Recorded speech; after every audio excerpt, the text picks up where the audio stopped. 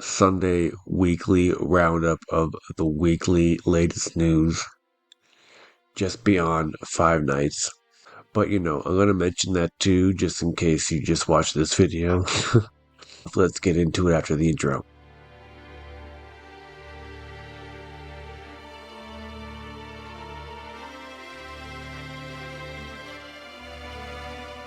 So don't forget to like and subscribe.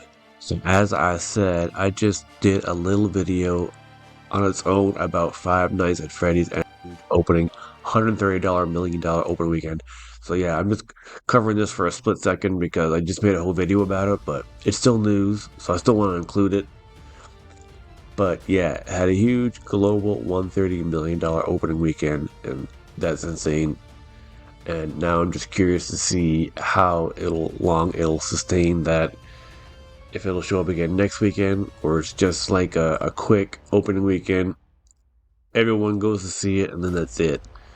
But even then, it's still like a huge return on a $20 million budget.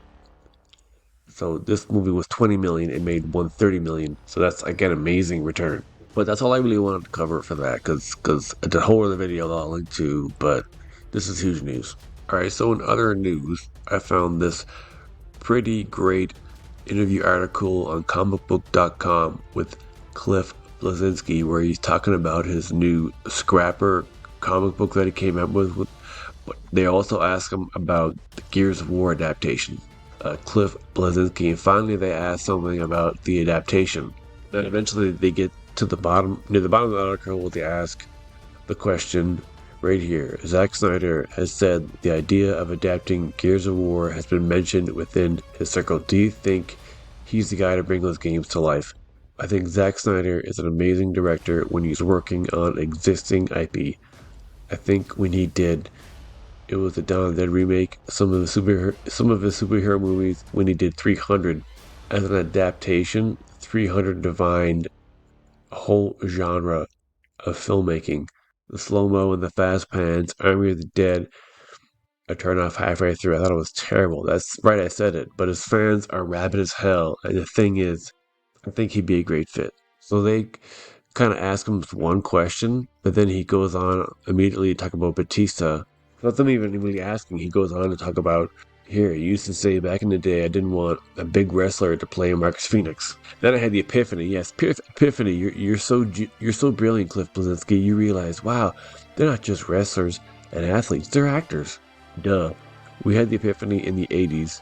In the 80s? Okay, what are you talking about, You were a kid in the 80s. Dave Batista, man, the dude dressed up in Gears Online. He's proven his range from the last Blade Runner movie through to him playing Drax the Destroyer and all that. In the Knock at the Cabin, he's got great range. I think he'd be perfect for it. He's got the body type, and once again, I'm happy to give my 2 cents and consult. But the biggest thing I have for it has the heart to see them do a 1-to-1 adaptation. There are always a lot of ways to adapt games now, it seems. I think the creatives that take over the helms of video game adaptations need to respect the fans, respect the source material, and also to branch out a little bit. I think if you look at what they did with The Last of Us, which was fantastic, by the way, they worked with, I think it was Druckmann, and basically you can see the winks to the gaming fans. The theme of The Last of Us about the infection has never been more relevant in the era of COVID, which is why it was a perfect storm for that show to hit and hit quite well. People were talking negatively about Bellaramsey playing Ellie, and I'm just like, get the F out of here. She stole the show on Game of Thrones, you effing idiots. It was just a great show. Again, take the source material, respect it, have a few Easter eggs in there for the fans, but then flesh it out a little bit. In my opinion, that's the perfect formula for adapting a cool video game or even a comic book. Alright, that was the adaptation part of that Cliff Bleszinski article. I'll have the link to it below so you can read all of it if you want. But over here on another website, Rawl.com, this is just a nod to what's coming out in the future in this space of video game adaptations. These people were nice enough to make, which I will link to as well. Here's a look at several more adaptations coming up. Here they are, what they have in current release order, which is great. Of course, the one that I am most hyped for, personally, Fallout April 12th, 2025. And that's going to be great.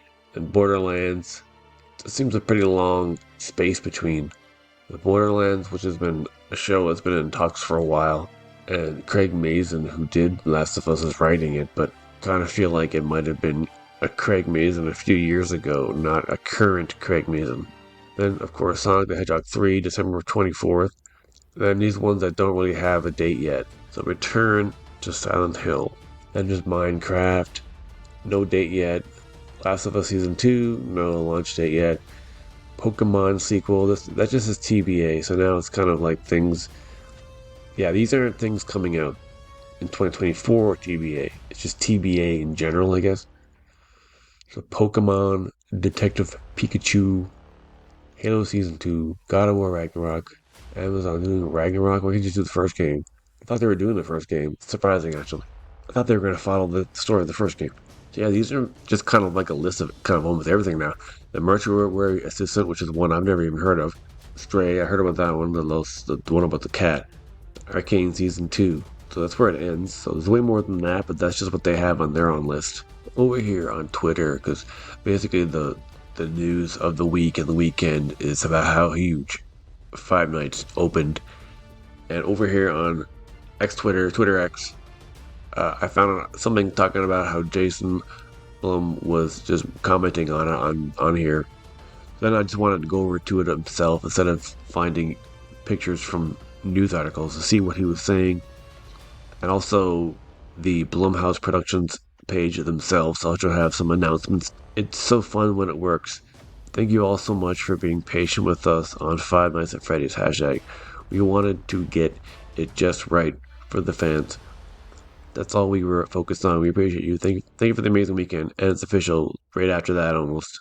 We did something else. Biggest Blumhouse opening movie of all time. Thank you again. So October 28th, Blumhouse posted this on theirs, which is yesterday, shattering global records. Five Nights at Freddy's fans, rep your country with Worldwide Freddy Frenzy, biggest international Blumhouse opening day ever. We love you to death. That's their last post about that officially. Well, you know what? The big news of this week from October 23rd to 29th is how huge Five Nights at Freddy's did. Beyond that, there isn't a whole lot of new things being announced yet other than what Cliff Bleszinski was just saying about potential Gears of War stuff, but none of that was confirmed. That's just him saying whatever he thinks about it. What do you guys think about how huge of a weekend Five Nights had and how it's definitely going to have an effect on this whole adaptation space and seeing they could take any kind of property and turn it into a huge profit in the theater. So this is something that's going to keep happening. What do you guys think about that? Can't wait to see what's happening next. But thank you so much again for watching. Like and subscribe and keep gaming.